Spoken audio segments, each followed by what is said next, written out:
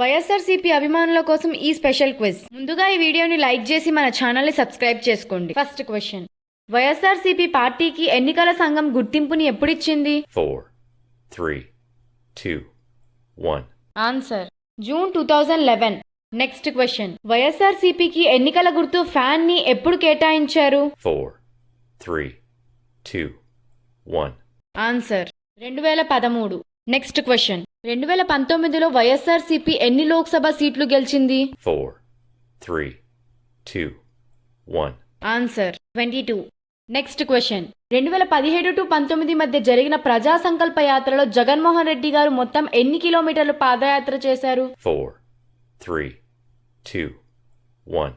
Answer 3648 kilometres. Next question, 2019 elections లో నవరత్నాల్లోని ఏ పథకం వల్ల జగన్ సీఎం అయ్యారు? 4, 3, 2, 1.